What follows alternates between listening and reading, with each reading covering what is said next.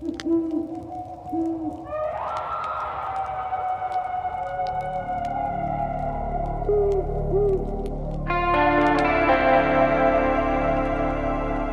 Appalachian Mountains are some of the oldest in the world, and we just happen to live in them. One thing we can tell you, there are ghosts in the mountains.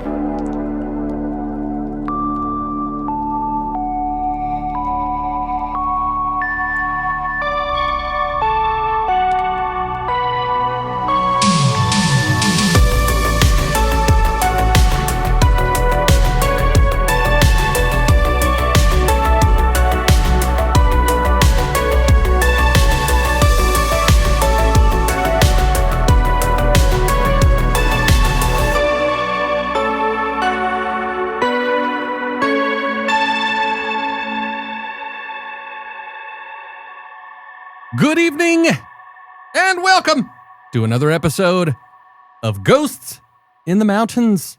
I am your plucky host, Caleb Hanks, and I am joined by the best damn researcher I've ever met and known in my life.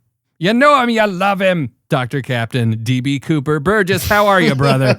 I'm doing well today. How about yourself? I think in the last 2 weeks, I've accused you of being a werewolf and D.B. Cooper. One day I'm going to land on something.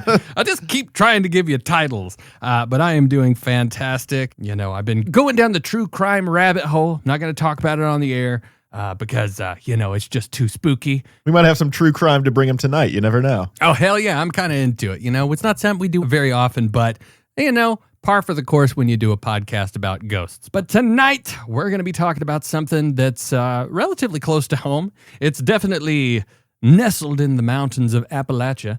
Yeah, we're still on brand. Yep, still on brand. It is still Ghosts in the Mountains. But this one you brought to my attention. I had never heard of it. The Sensabaugh Tunnel. Yeah. So this one's going to take us across the mountain to Kingsport, Tennessee today. So, we kind of started working that way a little bit with the Roan Mountain episode, but now we're going fully across state lines here. But yeah, as I mentioned, we're staying on brand, staying in the Appalachian Mountains. I don't know if it's still open, but it is one of the other places that has a Barley's like downtown Asheville, or at least did at one point. Oh, yeah, it did. Not too sure if it still does. I feel like there's another like weird small town like Spindale or somewhere that has a Barley's as well. Oh, that's cool. Yeah. There's not many. Yeah, exactly. But yeah, as I mentioned before on previous episodes, I don't know how many or which ones, but my grandma and a lot of my extended family actually lived in Kingsport or the whole Tri-Cities area of Tennessee. So I'm fairly familiar with the region. Yeah, I drove Brian Irish home from his bachelor party right through Kingsport one night, and God, what a wild evening. I was the DD, sadly. So I actually found out about this tunnel when I was in high school, like around the time I was just starting to get into paranormal investigation and probably honestly getting ready to start my senior project on that. So I was up in Kingsport visiting my grandma for the weekend. I went to, I guess like Barnes & Noble or whatever bookstore was there in the mall at the time.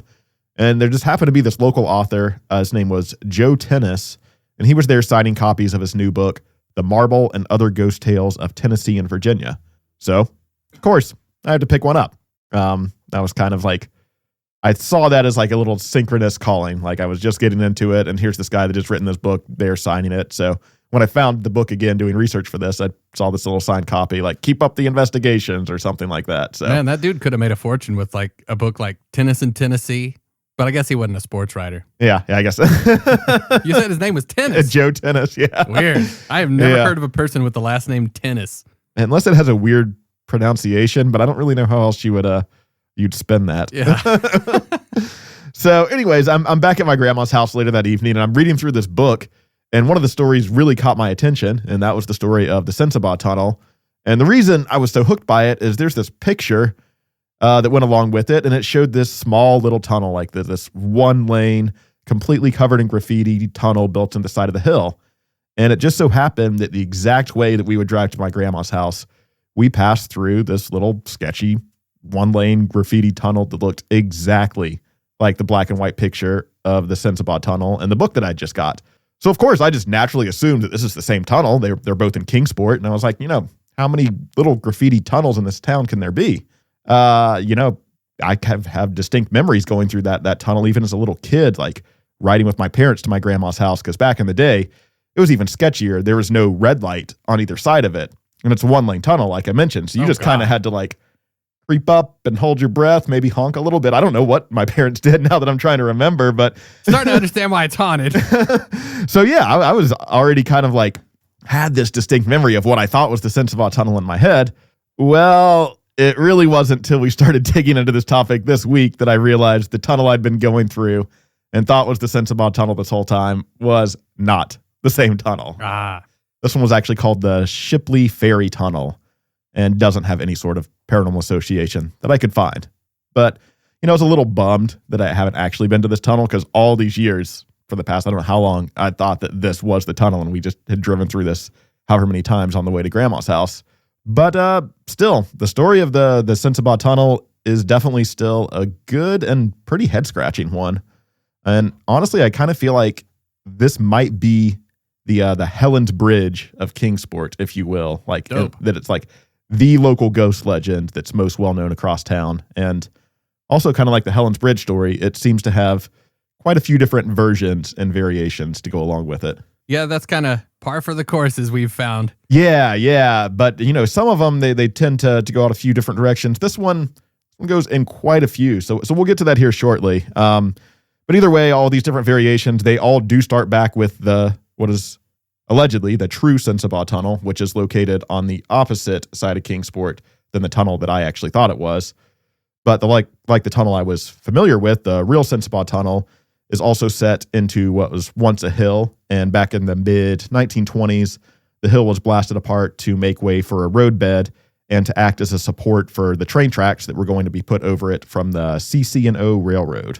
And the property that this was going on belonged to the Sensabaugh family, who owned a farm on the opposite side of what would become the roadway. And they sold the land and assisted in the tunnel's construction, and therefore the tunnel was named after the family. So this tunnel is over 12 feet high and 380 odd feet long, and it was just paved long to let traffic pass over where the railroad was going to be going through. And the tunnel goes through a road that's called Sensabaugh Hollow Road. I've read it's actually on the cusp of Hawkins County, which would put it slightly outside of Kingsport and county lines, but it still looks pretty close on the northern side of Kingsport there. From what I've seen today, the tunnel is in a state of pretty bad disrepair. It's got cracks, cement, and similar to the other one I mentioned, there's graffiti everywhere, all across it.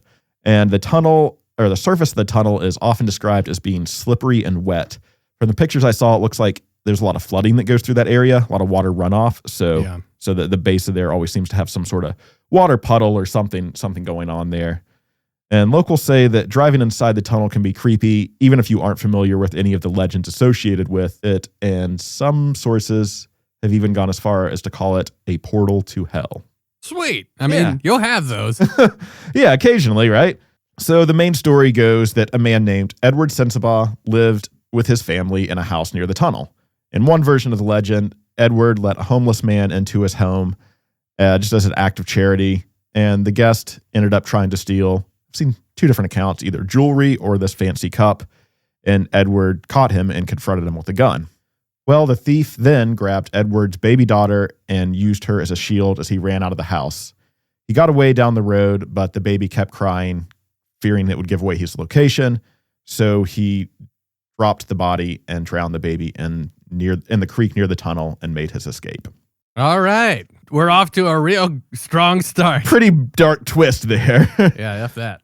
So there's a similar version of this one where it was a vagrant that stopped at a farmhouse not far from the Sensabaugh Tunnel, and he offered to chop wood in exchange for a hot meal. And apparently in this version of the tale, while the man was eating dinner, this is where he noticed this silver cup that appeared to be valuable, and he tried to hide the cup in his clothes, but the farmer, which is allegedly Edward, saw him try to steal this cup and ran for his pistol. Meanwhile, the vagrant picked up the baby sleeping in the cradle and ran for the door. Again, same basic plot line here, using the infant as a shield and deciding that the baby would just slow him down. The man drops the baby in the creek that flows through the tunnel, and unfortunately, same outcome. Oh boy. And I'm sorry, what year around did you say that this was supposed to be taking place? So the tunnel itself was built in 1920 or around the 1920s. These legends don't really have a set time frame. There's no like time associated with them. They don't really say in this year this happened. But from what I've kind of seen around some of the local reports of Kingsport, they kind of took off in popularity around the 1950s is when they started to really at least spread as the kind of urban legend, local lore throughout that area at least. Yeah. So in a separate version of this legend, Edward Sensabaugh is actually the one that goes mad, going through some type of whatever you want to call it, delusion, and he goes crazy and kills his entire family, including his newborn baby, and then throws their bodies in the tunnel. But as he's going to hide their bodies, he sort of has this moment of realization. He kind of comes back to his rightful mind, is the best way to put it, realizing what he's done, and takes his own life as well. Man, that's some Amityville horror style. Yeah, shit right there. yeah. So these are pretty, for a local legend, these are pretty dark for something, you hear passed around campfire stories or spread throughout middle schools and high schools, stuff like that. Which honestly kind of makes you feel like there's a little bit more truth to it because they are so, I mean, it's obviously you've heard of things like this similarly happening, but it's not like every random haunted tunnel that you see in town has like a big mass murder attached to it. Yeah, exactly. But there are a few different versions of the story that actually don't involve Edward at all. There's a different version with a woman who's driving with her baby to Churchill, and she's going through this tunnel. It's pouring outside, so she drives into the tunnel just to escape the downpour, just to kind of seek shelter. And she's trying to wait out the storm with her car in the tunnel, and all of a sudden the engine stops running and the car died. The next morning, her and the infant were allegedly found dead in the car. Was it because of cold? Why did they die? That one doesn't really go into any detail there. I think it's supposed to be left up to the mysterious elements. The tunnel killed him. Yeah, the tunnel killed him. That one is not, spoiler alert, that one's not verifiable. There's no no story, no newspaper articles, no graves, no deaths to indicate that her and the infant were actually found dead in the car. But just to give you a few, different variations of the versions of the story that have kind of evolved over time. And again, it's kind of that telephone game aspect that we talk about so often that even happened with the Helen's Bridge story. There's a lot of parallels with that. And we could get to those a little bit later, but just keep rolling through these. Another variation of this story involves a young unmarried woman that walked into the tunnel as she was pregnant and allegedly walked into the tunnel to basically take shelter to have her baby. And when she was in the middle of labor, her angry father arrived, insane with rage that she was an unwed pregnant woman. The father stood by until the baby was born, and then he, according to this version, and probably trigger alert on this, he picked up the newborn infant and drowned it in the creek. Okay, well, at least we're seeing some consistency with a kid dying. A kid dying, exactly. So I'll leave it at one more. You already picked up on the common thread here, but you guys want more baby killing? Well, you're gonna get it. Yeah. You ready to be bummed out even more? Because this is the last one I got for you. I love it. So one more version of this is that a slave woman had given birth to 3 of her master's children, and she was just sick of the abuse, sick of what she'd been going through with all this. So she attempted an escape, sought refuge in this tunnel during the escape, and she was planning to wait for a ferryman or some sort of ferry to come down the Holston River and pick her up. Well, that's when the slave owner finally was able to track the woman to the tunnel, and he was so angry that he grabbed the youngest child and slammed its head against the tunnel wall. He then pulled out his pistol and shot the slave woman and her 2 other children. So yeah, you've picked up on the common thread already. Yeah, well, something had to have gone down there with the kid. Something, and that is notable because people to this day claim they still hear a child crying while visiting the tunnel. And that's one of the most common elements that people have documented. And this isn't just stuff that you hear at the urban legend, and people report hearing this. Is you go on Reddit, you go on Facebook, there are reports of people that have actually experienced this firsthand. There are people that have recorded variations of what they account to the EVP of a child crying. Some of that can be left up to interpretation, but some of them are pretty interesting. So it's always interesting to me when you have people in modern context that are going to this location and kind of corroborating a lot of, if not the history of what happened here, the reports of the haunted experiences that are allegedly occurring here.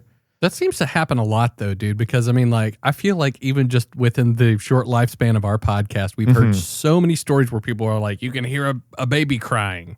Yeah, I mean, I think if we even go back to the Helen's Bridge episode, you were looking into other haunted bridges across different regions, and I think you came across a phenomenon called the Crybaby Bridge. Whereas the commonly reported thing on different bridges across the world, I guess, there were reports of a child crying being heard from this. I know it's a tunnel, but kind of a similar concept on this. Can I just say real quick, I really hope that is more along the lines of what we have kind of talked about, it being like an energy imprint, because, dude, it would kind of suck to spend eternity as a baby crying. Yeah, right. How does that even make sense? Yeah, and I think there is some stuff that people allude to a little farther on in this that kind of, they don't necessarily use the word stone tape theory, but it sort of alludes to that energy imprint that you were just kind of associating with that. Or potential natural phenomenon. Then. Yeah, because, true. you know, we've talked a lot about like the rare earth noises. Yeah. I mean, sometimes you have weird shit, you know, just like a naturally made reed. Yeah, the way the wind cuts through. Exactly. Yeah. Just random shit like that, and it'll sound like a baby crying. Yeah, and it could be formations, almost like a tunnel, allow some of that to reverberate and form into something that sounds a little spookier than it might actually be. Yeah. But that's not the only thing people report hearing in the tunnel. They also claim to hear phantom footsteps, phantom voices to go along with that. People have even heard screams inside and around the area near the tunnel. So it's pretty par for the course on a lot of these things that you hear a lot of these places. But then you get into a little bit further in it, and this even gets it closer to Helen's Bridge territory, in my opinion, because it's also said that people drive inside the tunnel, turn off the engine, and a lot of people have reported their cars will not start after that. Takes them either a few times, or some people have said that they've had to get towed or get a new battery brought out to them. Locals have parked their cars inside the tunnel and observed in their rearview mirror a shadowy form walking towards their vehicles.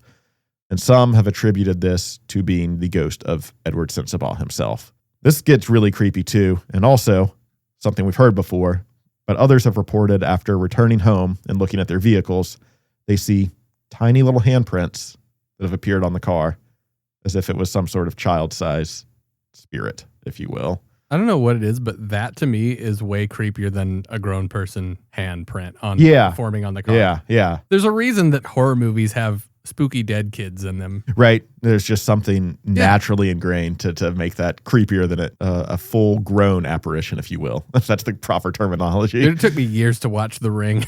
Dude, when I watched The Ring in like 6th, 7th grade, whenever that came out, I was scarred. Like, I was jumpy watching cartoons the next day after that. I understand why. Yeah. And I lived in the San Luis Valley, so I mean, like, I was in the middle of nowhere watching that. Oh, my God. No, I finally just one day I was like, nope, I'm going to do it. I'm going to sit here and I'm going to watch this shit. Yep. I'm going to watch her crawl out of the fucking well. And, yeah, that was pretty fucking scary for the time. Yeah, I have not watched any of those movies since. So, I did see that scene more recently. Wasn't as spooky as when I was younger, but it's still a viscerally terrifying scene. Yeah, for sure. So anyways, going back to the tunnel here and this whole, whatever you want to call it, the lore about going there, turning off your engine. Well, a few people that have tried this have reported when they turned off their car that they felt their vehicles being rocked back and forth in the dead darkness too. You go in there, you turn off your headlights, you're in a freaking tunnel. You can't see shit. Yeah. So, you know, even creepier sensation when you start feeling something. And who knows, maybe one of their friends is an asshole in the back seat just rocking back and forth, but you'd think you would feel something like that. Yeah, I think that you'd maybe be able to see them. Yeah. But as soon as you started describing a lot of this stuff, so much of it to me is like, if you're going to try to scare somebody, you can do this shit real easy. You can turn the car off and be like, oh shit, it's not starting. And then somebody that's like naturally a little bit more like skittish about that stuff can really be freaked out by it. True. And also still not know if they were fucking around or not. Yeah, very valid. This is where it gets a little weird, or even weirder, I should say, because some have claimed when driving through the tunnel, the shadow of a woman appears in your back seat. Drivers describe like sensing movement almost out of the peripheral, like kind of a glimpse into the back seat, and then they glimpse what they describe as a pale outline of a woman in outdated clothing in the rear view mirror. And they would catch a whiff of perfume or some sort of floral scents with that, But they say as soon as they like actually look into the rearview mirror to check out what's going on with their full vision, gone. Dude, is that not freaky as hell to you? That's the freakiest one to me, quite honestly. I've been in so many situations where I've like looked in the mirror and thought I saw like a humanoid form for just a split second. And that is like, I don't know what it is about, seeing something that's behind you and it's there, but you don't have eyes on it. That is so horrifically scary. Yeah, for sure. So, yeah, if you haven't listened to the Helen's Bridge episode, you could go way back to the infancy days of Ghost in the Mountains and check out some of the comparisons we're talking about on this. But yeah, that was episode 2. Episode 2. Yeah, real early on. But yeah, I think you're going to see a lot of common threads between the two. I wouldn't go as far as to say it's almost like a carbon copy of it, but there's a lot to be said about some of these, whether you call it like a trope or whether you just call it these common elements that pop up around things like this. Yeah, interesting insight into the formation of what we seem to see as like what we would call a common urban legend thread. Yeah, exactly. And seen as this is, like I mentioned, like the urban legend of Kingsport, whereas, you could argue maybe Grove Park Inn, but I think Helen's Bridge is something that more locals are probably familiar with. Yeah, and seemingly a lot of people from out of town hear about Helen's Bridge. Yeah, that's true. I think it's, If it's not more popular than Grove Park Inn, I would say it's easily on par. Yeah, exactly. And it's easier to just drive up to Helen's Bridge. You don't have to pay $30 to park there. That's true. That's very true. So I did save one final version of the legend for last here. Not last, because I still have a lot more to cover on this, but last to kind of go over. How many more dead kid stories you got to tell us? This has no dead kids. This one's actually really funny to picture because it kind of just paints a really humorous mental image. So in the final version, and some claim that this is the most accurate, Edward Sensabaugh lived into an old age, not dying until the 1950s, and none of his children died as babies. By the time Edward had grown old, vandals and teens had taken to using the tunnel just for fun and, whenever you're going down there partying, whether it's kind of a makeout spot, whether it's going and smoking some weed, whatever it is, Edward just wasn't happy about it to become a local gathering spot. So he would hide out at the end of the tunnel and, being in the dead of night and the tunnel kind of being a natural, reverberating chamber there, he would sit at the end of the tunnel and start shrieking and making noises and trying to scare off any of these teenagers that were hanging out there. Hell yeah. And some believe this was the true beginning of the legend of Sensabaugh Tunnel. Dude, I'll be real. Number one, like that way more than dead kids. Yeah, for sure. Happy ending there. But also, how funny is that? That's hilarious. Just so yeah, great. Exactly. It's like the funniest mental image. You just like picture this old guy like sneaking out of his house, like tiptoeing in the dark. These damn kids. In there. Yeah. They're marijuana cigarettes. Zima and Dan Fogelberg. They're not going to be partying in my damn tunnel. I just love it. It's like, I have nothing more to do, but I really like scaring the shit out of these kids. I mean, quite honestly, I think that'd be kind of fun to do. Oh, I love that. Oh, hell yes, it's like working a haunted corn maze, but you just have it in your backyard. If we had a lot less going on in life, it would be really funny to just hide up on Helen's Bridge on like Halloween or some shit and just scare the living fuck out of people that are trying to come up there. I feel like one of our listeners has commented that like, if you had reports from this era, that was definitely me scaring kids at Helen's Bridge, which is really funny to me. But anyways, if this really is where the legend started, it's pretty odd that people still report these strange occurrences at the tunnel to this day.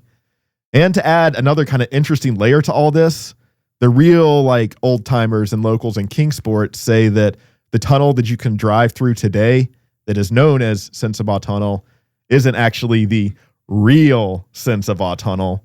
They say that the real haunted tunnel that these old legends are actually tied to is located about a mile away, and that tunnel sits off of Big Elm Road to the south. And this tunnel has been called either the Big Elm Tunnel or the Click Tunnel, since it kind of lost its name as the Sensabaugh Tunnel, or the tunnel up north kind of took that name. But basically, this tunnel is just like long forgotten. It's in a complete state of disarray to the point that it's no longer even passable with vehicles and just sits vacant on the side of this narrow road. So with that tunnel going to a state of basically complete inaccessibility, the original legends of the Sensabaugh Tunnel shifted up to the northern tunnel that's still passable by car. Okay. Which I think is really interesting. Did you call it the Click Tunnel? Yeah, the Click Tunnel was one of the names. Yeah. Weird. So it's pretty interesting to consider because to this day, locals still report all these weird, strange occurrences at what is, I guess, the new Sensabaugh Tunnel that wasn't supposed to have all these legends tied to it initially. So that just throws a whole nother wrench in all this. I like this idea that it was kind of like Gwar, because Gwar says that like when all of the original members of Gwar die, they're just going to keep bringing in other people. Yeah. And so Gwar will never die. Uh-huh. So what if, Sensabaugh dies, but he sits his son or whoever down and he's like, son, I need you to do something for me. It's a family tradition. I need you to go waste days of your life or nights as it would be. And I need you to scare these kids. And he's like, you know what, Dad, that sounds fun as hell. And then he convinces his grandkid to do it. And it just goes on forever. And that is the true trickster phenomenon. Let's go. I love that. That's great. I mean, I've heard arguments from people about like the whole argument about tricksters and almost like people that hoax, or a situation like this where they're kind of setting up and just spooking these kids, that there's a whole sort of like psychological, semi-paranormal experience that causes these people to want to have these urges to go out and mess with people. So, dude, I've known some people that were like serial pranksters in my day. Yeah. Some people just love that shit. Some people do, but yeah, there's a whole argument that there's some sort of like parapsychological thing that takes over and causes you to start these hoaxes, which makes them in a way inadvertently paranormal in themselves. Right. Yeah. Anyways, we won't go down that tunnel today. We'll go back to the Sensabaugh one. Let's go back to the tunnel where all the kids die. Yeah, why not? So just to give you some examples of fairly modern or fairly recent incidents or occurrences at the tunnel, I'll just walk you through ones that I've found kind of across the internet, whether it's forums, whether it's just various message boards, Facebook, Reddit, the whole deep dive that I could find. And this is the new tunnel. The new tunnel. Yeah. The Click Tunnel. No, the Click Tunnel was the old tossed away one. Oh. So that's what they're starting to call the old tossed away one now, that the new one has adapted the name, the Sensabaugh Tunnel. As people refer to it today, the Sensabaugh Tunnel that Google Maps will take you to. Okay. Not the one that the old timers know about and will tell you where it's actually located. So I'd be interested to know what year it was renamed on the map. Like, I would imagine around the time the other one stopped being accessible. I bet the old timers were like, what the hell are you doing to this town? Right. So in 2003, a young man and two of his friends drove their pickup truck inside Sensabaugh Tunnel and turned off the engine. Suddenly, they saw a light moving toward them from the end of the tunnel. The driver attempted to start the truck, but the engine stalled. Looking over his shoulder, he noticed that the light had dropped into the creek and completely disappeared. On his second attempt to start the truck, the engine started, and the terrified boys sped out of the tunnel and into the night. All right. That one's pretty interesting because it involves kind of like an orb sensation there that they're describing, a light of some kind. If not an orb, a light. Which, tomato, and if you're kind of talking about it in that regards. Strong start to Sensabaugh Tunnel 2 Electric Boogaloo. yeah, right.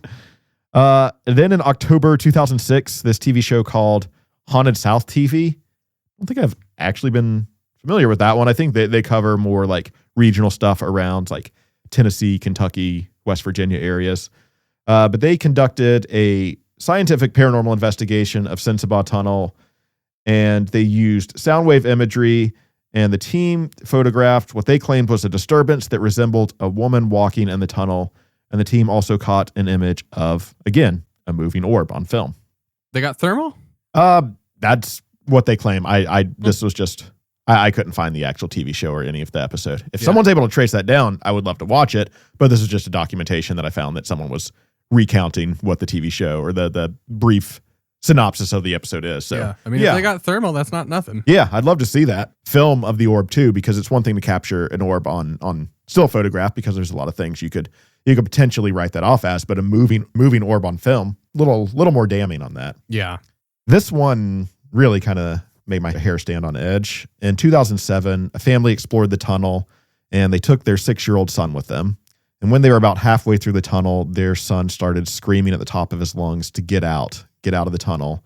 So they ran out and asked their son what was wrong, and he claims that he had heard the distinct sound of a baby crying coming from the tunnel. See, when a kid talks about it, then I start listening. 'Cause I'm like, especially God. when no one else heard it, because it's just like, oh, Well, that's okay. odd. I know I always interject with all these peanut gallery bullshit ideas, but is there a chance that this electric boogaloo tunnel, the second one, was actually the tunnel that people were talking about where the weird shit happened, but it somehow got put onto the other one? Anyway, I'll throw that out there now. I mean, I guess it's a possibility, but you talk to the people that the real locals around there, and they're like, oh, the ones that people drive through now, that's not even the real Sensabaugh Tunnel. So it's like, I tend to trust those kind of guys that have been around, for a while. They've heard the stories associated with it. But the thing is, the tunnels are only like a mile away from each other. So it's like, they're not that geographically far apart. The ghosts are like, I feel sorry for the other tunnel. Well, let's haunt it too. Well, they're like, no one's coming to see us in this abandoned one. We should tell you. Let's move on to the new corporate tunnel, the Starbucks of tunnels. So during an investigation of the tunnel, sometime around 2015, there was a group called Knox Paranormal Researchers, and they recorded what they claimed to be an EVP that sounded exactly like a baby crying, according to them. It's, again, building on that consistent trend of the baby crying, whether it's being heard audibly, whether it's being heard by just your child, or whether it's being picked up on an EVP. It's coming up fairly regularly, just like the reoccurring theme in all of the origin legends, if you will. So in 2020, a local news station caught up with a descendant of the Sensabaugh family, Joe Sensabaugh, and they just wanted to check in and ask him his opinions on these legends. And Joe said, I'm a Sensabaugh. I was born here. My father was born here. His father settled here, and we've been here for as long as I could remember. Joe said that people still come to experience the tunnel or check out the haunting fairly regularly, and he says that he's creeped out by it enough to not want to go there at night. So he's even admitted that he's got some sort of heebie-jeebies with it. Bullshit. He's keeping the thing alive. He's in on this. This is helping my theory so much. I think this does play into your theory, honestly. So this next quote, and you're going to laugh at this. He says, people have heard screams. They've heard loud noises. They've heard gunshots. People have actually said they have seen a ghost, said Joe. So, all right.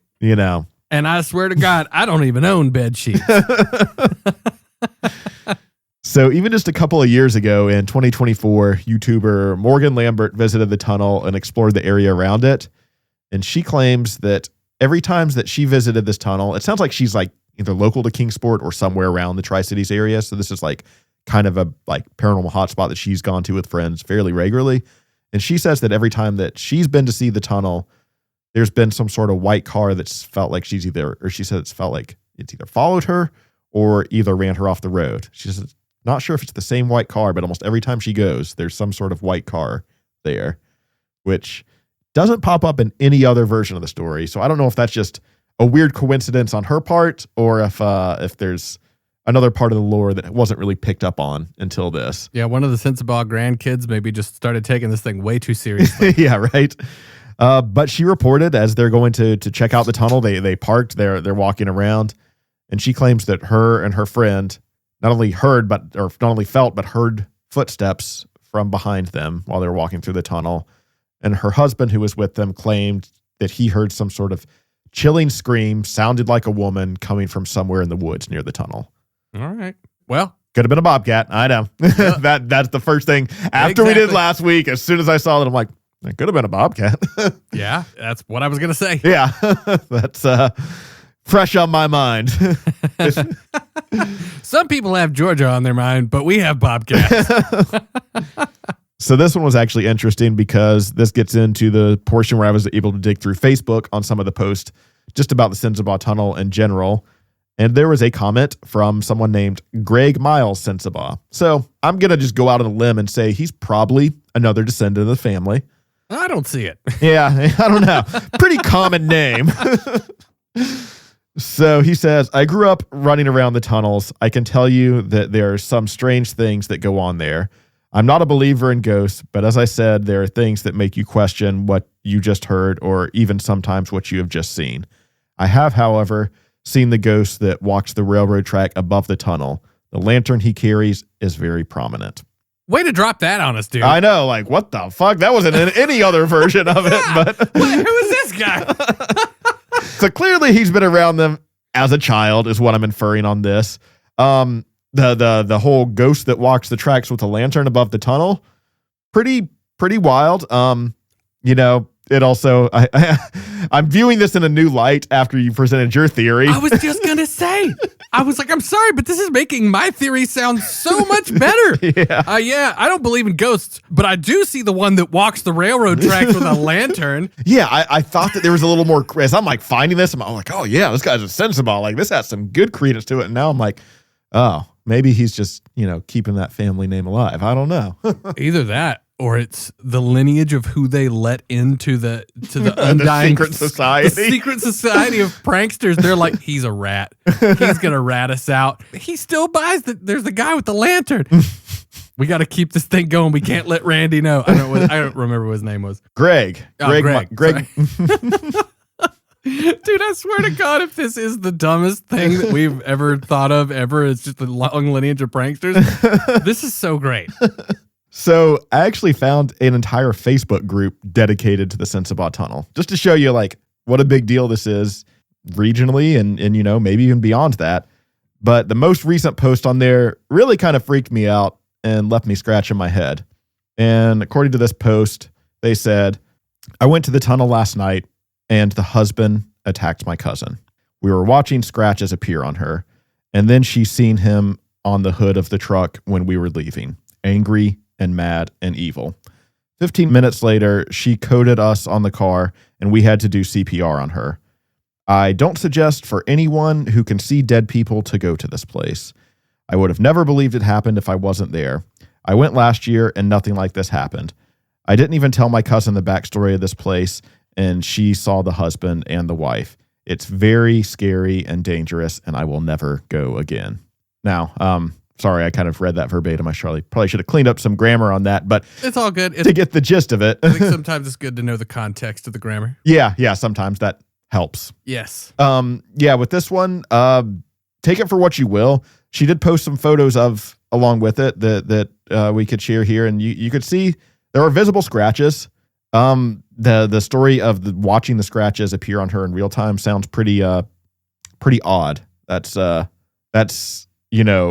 But we've heard of that shit a lot. We have heard of that a lot. We've heard of it on a lot of other occasions. That stuff weirds me out a lot. It always has me scratching my head. I don't want to talk about this because I don't like it, but sometimes I'm just going to put it in a very short statement. Yeah. I'm not saying that this is what is going on in this. It's not what I'm necessarily suspecting, but sometimes I do wonder if people in a form of disassociation from domestic battery, things like that, disassociate and compartmentalize that stuff psychologically as paranormal occurrences. Well, I don't know that is a very common thing, but I would dare say I think it has happened. See the Bell Witch. Yeah. Yeah. That's what it kind of circles back to for me. But I think people's brains are very good at like trying to figure out ways to preserve them in scary situations. So again, this is not what I'm saying is going on in this particular situation, but I do want to just throw that out there as a possibility. Yeah, for sure. Well, of course, there are a few Reddit threads on the tunnel as well, and I will just go ahead and preface this a little long-winded on some of these responses, but I think there's some good content in at least the stuff that I kind of weeded out here. So on the first thread, I found someone that responded, I've been here. There was someone at the end of the tunnel calling to us. Then there was a dark shadow right behind the end of the tunnel, just trying to get us to come over. All lights were on, and video only picked up the faint singing. The shadow never appeared on camera, but my best friend and I both saw it. We got super cold, and our phones and flashlights died. I will never go back for proof.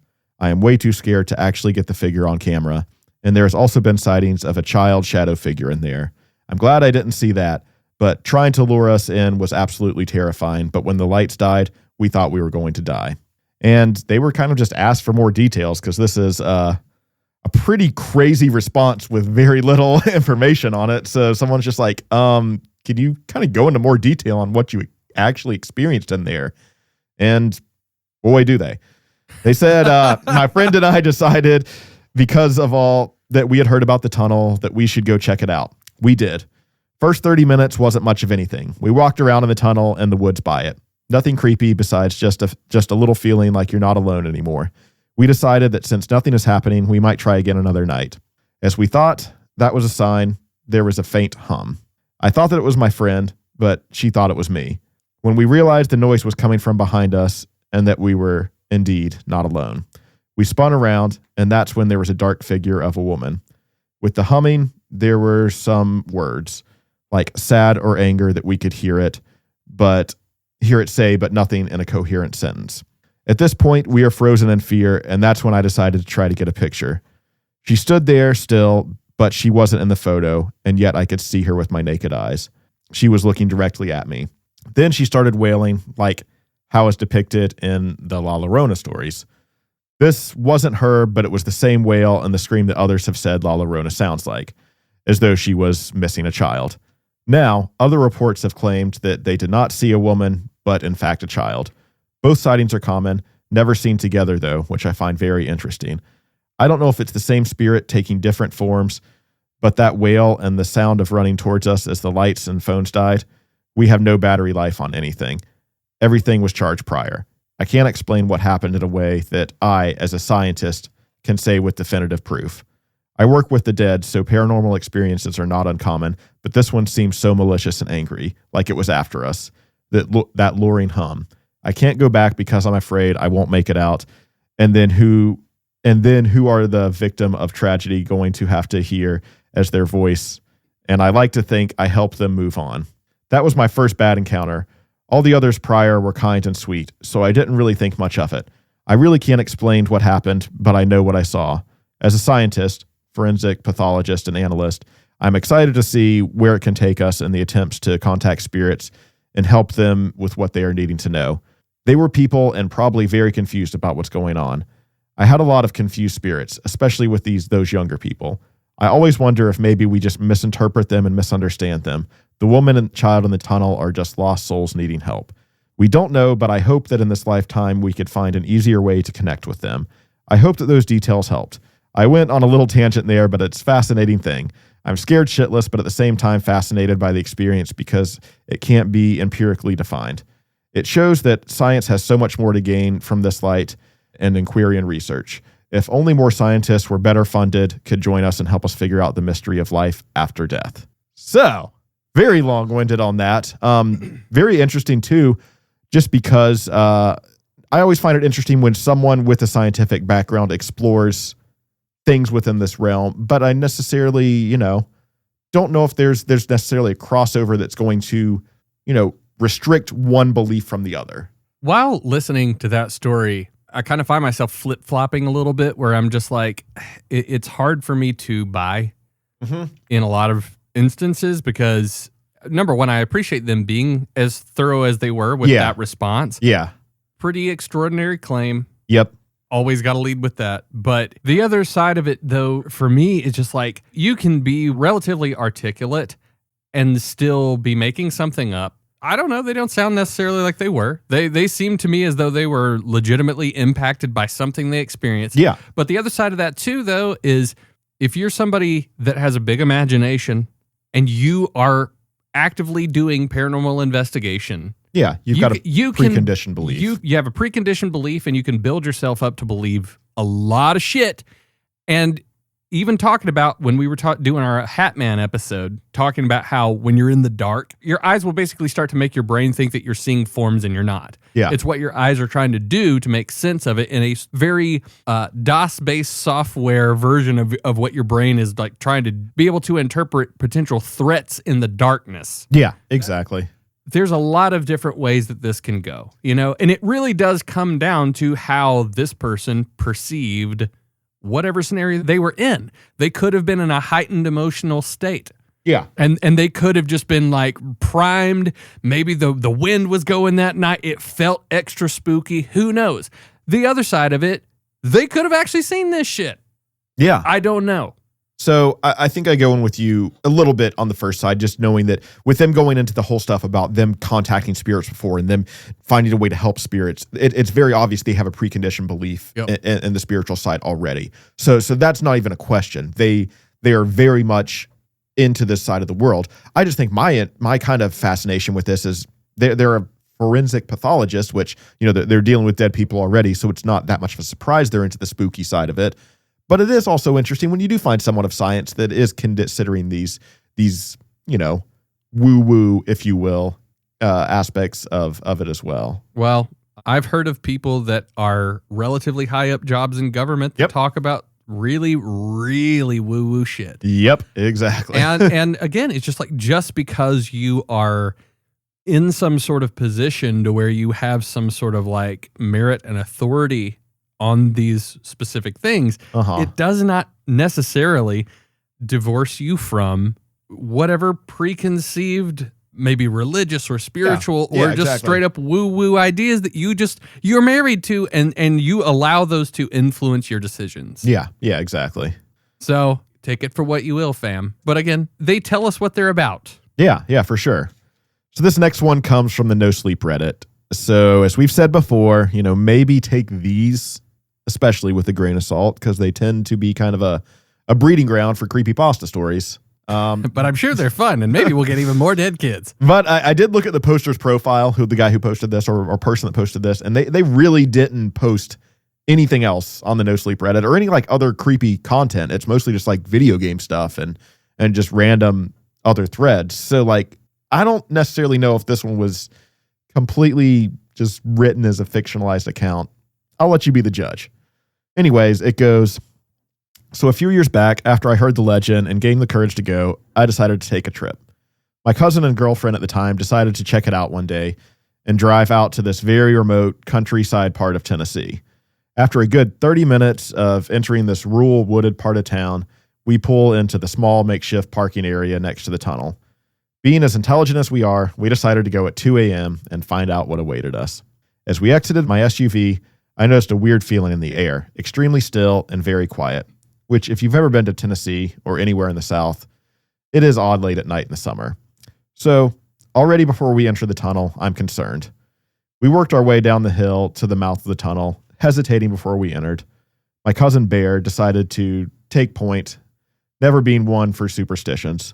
Following him was my girlfriend Michelle, and finally me bringing up the rear. Nearly on cue, we all pull out a cigarette and light up, giving the dark cave a slight orange glow in a small area. We shine the flashlight for a few seconds down the tunnel, checking for anything out of the ordinary. Nothing, of course. So we flick the light off and begin walking down the narrow path alongside of the creek that flowed through the tunnel. The only light in this area was the street lamp across the road, a good 50 to 75 feet away from the front of the tunnel. So 20 steps into the tunnel grows considerably darker. We trekked along, extremely slowly, using our cigarettes as light, listening to the creek flow to our right. After a few minutes, we reached the halfway point and decided to stop and wait. Also, finish up our cigarettes. None of us are really saying much, mainly just listening for sounds from the legend we talked about. Well, Bear said, his voice echoing naturally through the tunnel, this has been a disappointment so far. The moment the words left his mouth, we heard it. From the opposite end of the tunnel we entered, we heard a loud, hair-raising scream in the distance. All of us jerk our heads to the left, scanning. Michelle death grips my arm and becomes attached to me immediately. Immediately, Bear clicks on the light and shines it towards the scream. Christ, tell me you heard that, Bear said, his eyes following the beam. Yep, I replied back, looking back and beginning to look back again. After a few minutes, we decided to move again. As we continued on, I hear something else. It started slowly and then disappeared. I heard the sound of a child crying. Then it was replaced by the creek flowing loudly through the tunnel. I shake it off, remembering the legend, knowing my mind is probably just getting the best of me here. Finally, when we reach the end, the tunnel opens up into the vast open woods. Also at the end, the creek got much wider and the path disappeared. The only footing was a few rocks that led to nothing, woods and darkness. Bear looked around for a second and then hands me the flashlight. Hold this. I see somewhere I could get on top. So he takes off across the rocks and disappears, and around the side of the opening. So I'm still standing there with the flashlight and Michelle on one arm. I begin to calm down. I reached the end, I thought. If I reach the end, if I'm not dead with a knife in my back, I kind of chuckled to myself at how frightened I'd gotten. My second cigarette lasted a bit longer. It felt like me not being scared. I took a draw and exhaled and looked down the creek, just still listening. Then, out of the corner of my eye, I see something shift in the complete abyss of the tunnel. I move my head to the right and look down towards the mouth, and I see something I can't explain. The tunnel was dark. It was nearly impossible to see 20 feet down, but I saw something that frightens me to this day. This thing, a sort of humanoid silhouette. This was more black than the air surrounding it. It was resting on all fours. It was sitting about a third of a way into the tunnel. I fully turned to face it, putting Michelle behind me, confused, thinking my eyes are playing tricks on me. Suddenly, this thing starts crawling towards me, inhumanly fast, resembling a creature from Amnesia. My heart's starting to beat. I get chill bumps, and I exclaim loudly, "What the fuck?"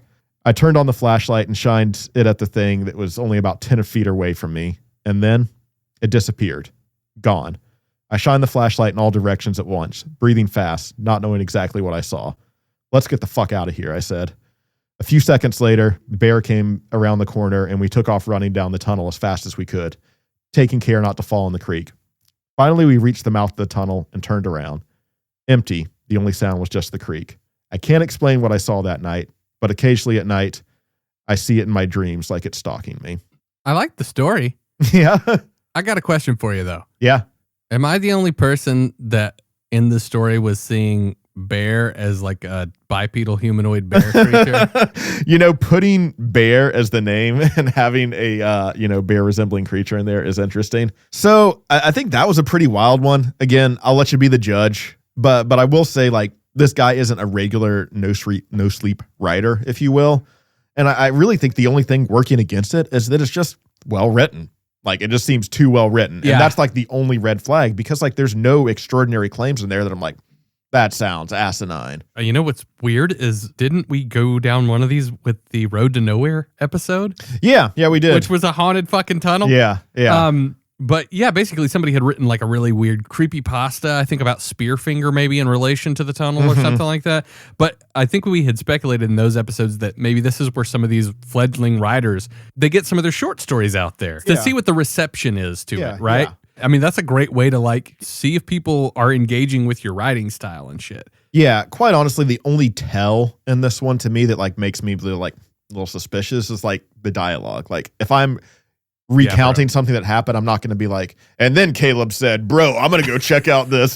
That's like the only red flag to me. Yeah, exactly. And then we saw one of the dog creatures from Ghostbusters. Okay, all right, that's fine. I don't know, like, that's not even an unbelievable part. Like, if it was just like, told a little more naturally, yeah, I think I would have been like, man, that's a weird fucking story. I would have still even bought into the bipedal talking bear.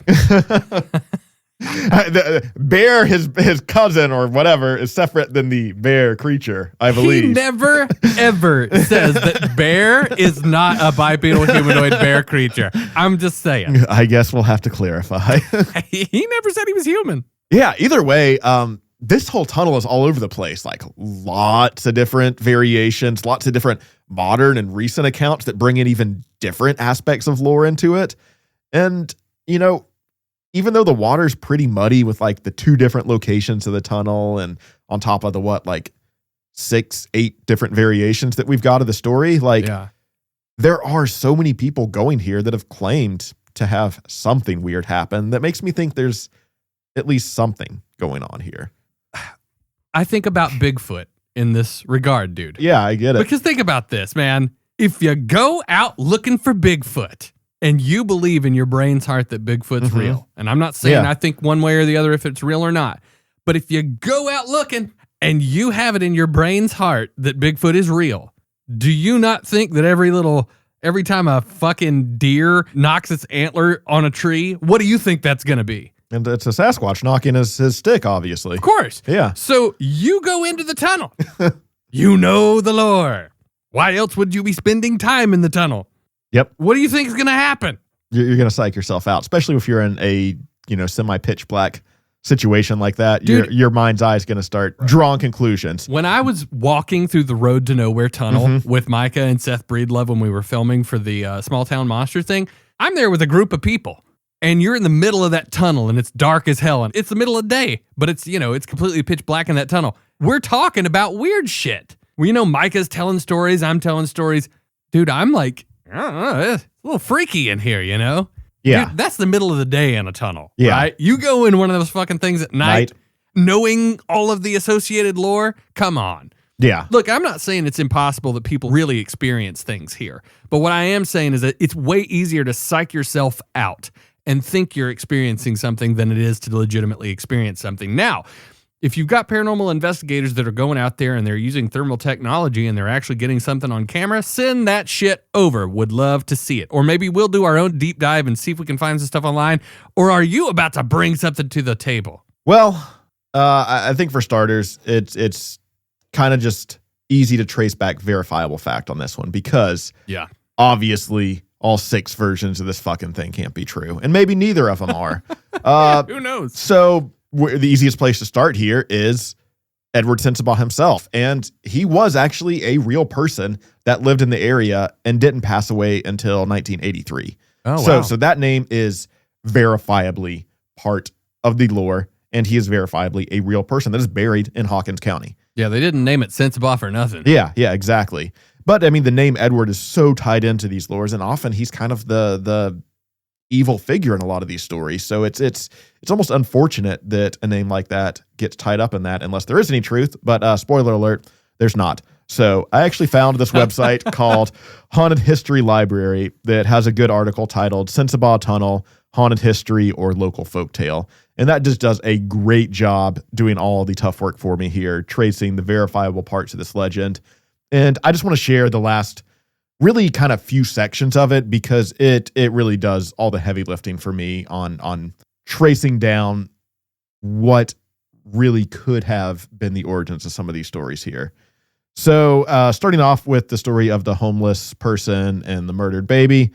Good place to start because those are kind of the common threads that pop up. So according to this website, simply put, it never happened. Not in any way, shape, or fashion. There was never a baby drowned in the pool, nor was there a baby ever killed inside or on the tunnel grounds. The part about Edward Sensabaugh is also untrue.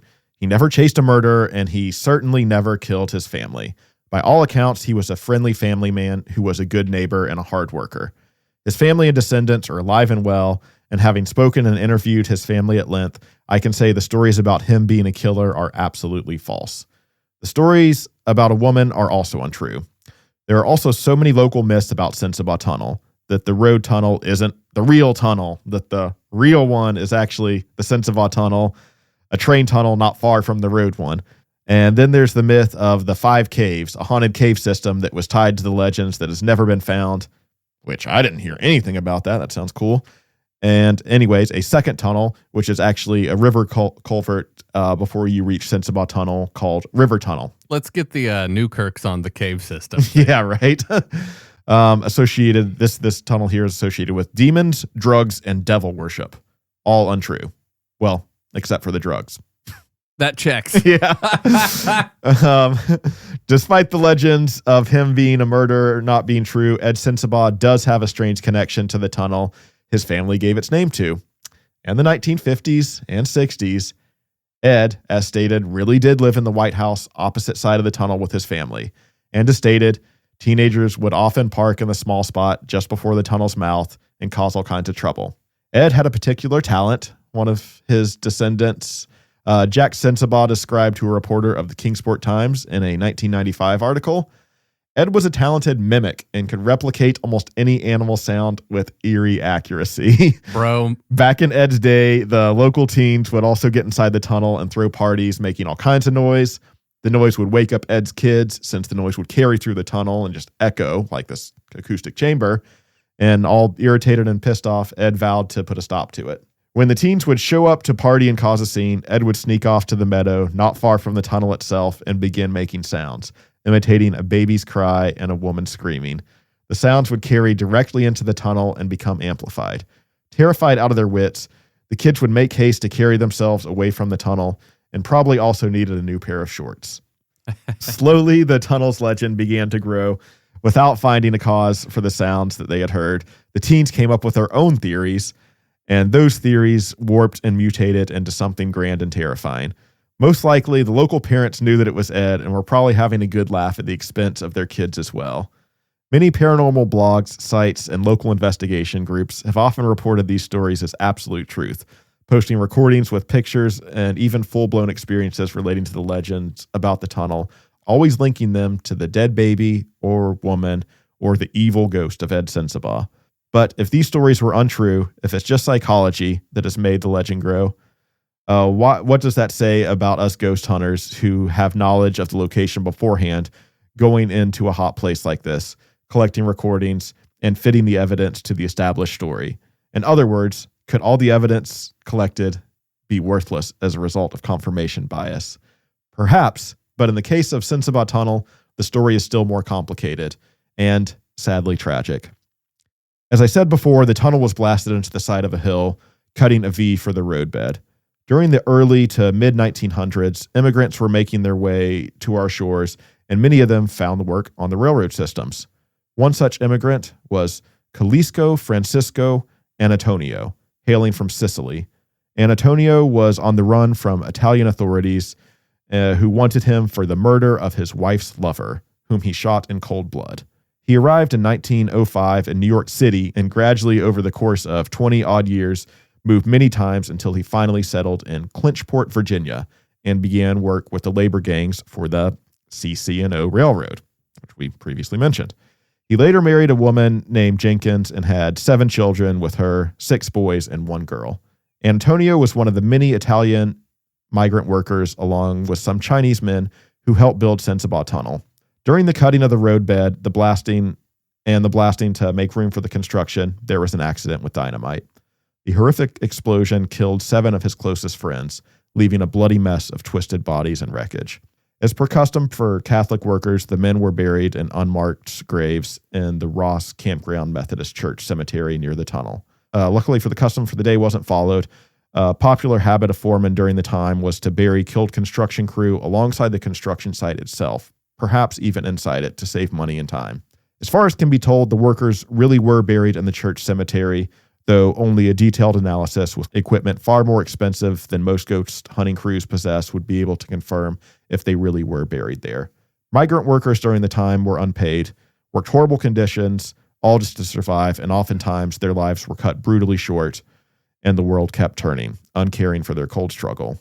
Could it be the case that all the sweat and literal blood that went into the construction of the tunnel left behind some kind of eerie residue that under the right conditions flashes awake and alive with a frightening speed to lash out and refuse to be forgotten? What if what the ghost hunters are hearing in the tunnel, layered with the emotional fear of teenagers scared silly and the determination of a man trying to drive them off?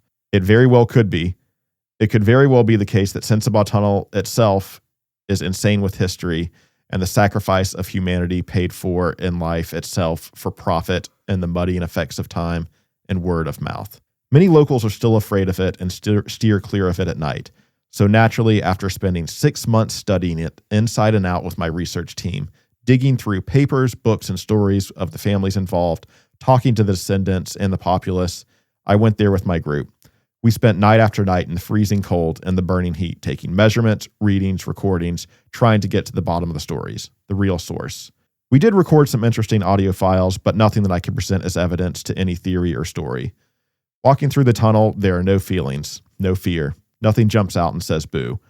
What I thought about when I walked through was the 7 men who died building it for progress, to make white men richer while their migrant families lay in poverty. This sacrifice is constantly forgotten in the retellings. I've never seen a single blogger group even tell it. The silence in the tunnel is real horror. Pressing, heavy, and somber. Otherwise, as far as paranormal activity is concerned, there was nothing of note. Do I think Sensabaugh Tunnel is haunted? Is it insane, as Stephen King suggested that haunted places are?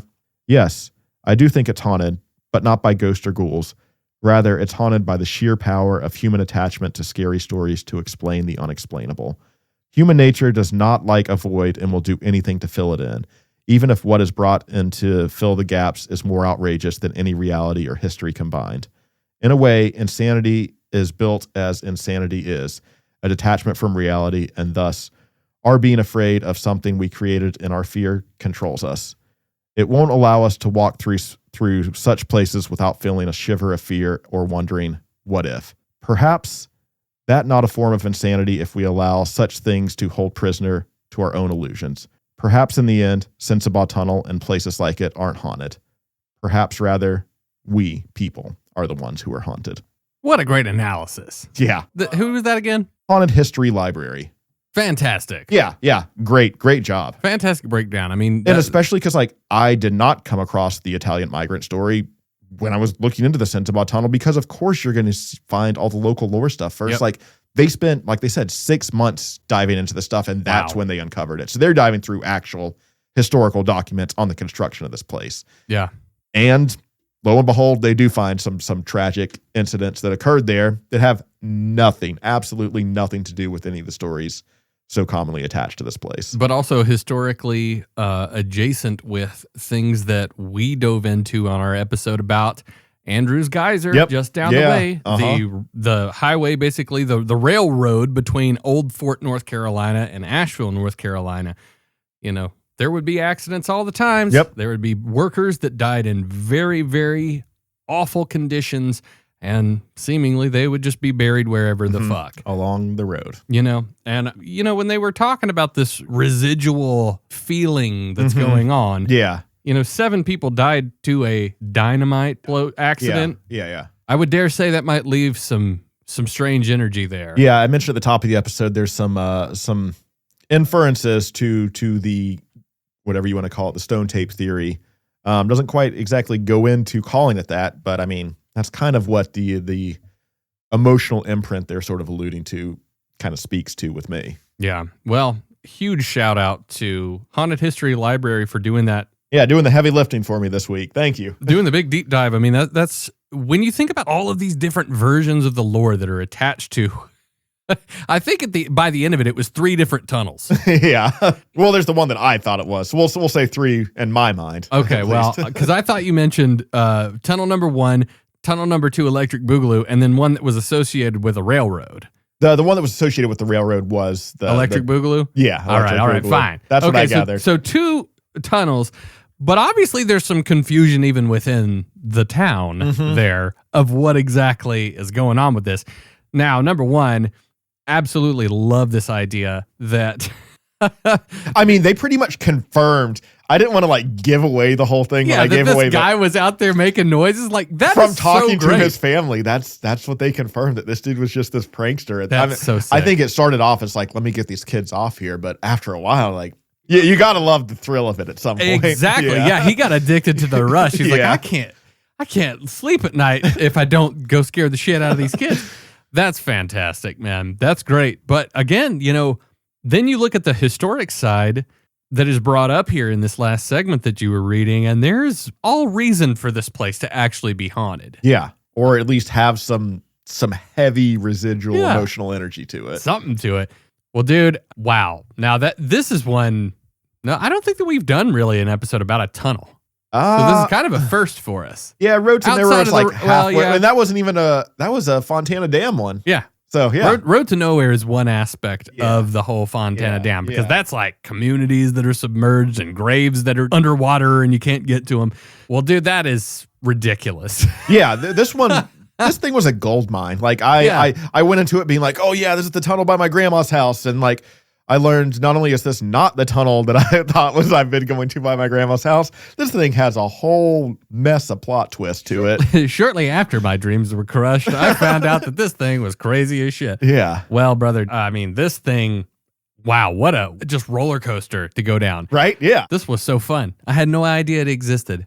Right? And you know, it's not quite the throw in the dart method here, because, you know, picked it because of the Kingsport Association, but yeah, I do like that a town like Kingsport has something that's like this rich in lore that's, like I said, basically adjacent to our Helen's Bridge over here in Asheville. Yeah, and still a point of confusion, contention, and also potentially a really big psychological experiment. Yeah. Because a ton of people go to this tunnel, a ton of people go to Helen's Bridge, and a ton of people say that they experience some shit. And to add another layer to the connection, 2 separate tunnels. No one's really sure what the real one is. Yeah. You throw Helen's Mountain in there that I've never even been to with the Helen's Bridge lore. Same exact story. Exactly, dude. 2 different locations. But I do think it is relatively telling of the, well, the trope conjuring nature of the human psyche, I guess, is one way to put it right off the top of my head. So there you have it. All right, people. We hope that you have enjoyed learning about, if you're in, my shoes, where you hadn't heard about this, the Sensabaugh Tunnel. It's not often that you get something that is just so rich with like, where the hell is this thing going? Yeah, exactly. But that's one thing that's kind of great about this story is it's going to lead us into a lot of different areas on the Midnight Broadcast. Oh, yeah. Our post-show that is accessible to our paid Patreon subscribers. And again, if you want to have access to that, just sign up to be a paid Patreon supporter. You can go to ghostsinthemountains.com and you'll see the big old Patreon buttons all over the place, and that'll take you right to where you need to go. But as always, number one, Captain, Dr. Captain, great work with this one. This was a hell of a ride. Looking forward to more weird shit we find, brother. Shout out Haunted History Library, because, they really did the deep dive on this one for me. I got the story laid out, and they brought it home for us. Oh, man, and did such a fantastic job with it. Well, again, if you want to know more about what we do, you can go to ghostsinthemountains.com. If you yourself have been to one of the two Sensabaugh tunnels and would like to tell your experience, you can email us at ghostsinthemountains@gmail.com. And until next week, our beautiful, wonderful listenership, hang in there, scare the shit out of kids that are in tunnels if you know that they're nearby, and stay spooky, everybody.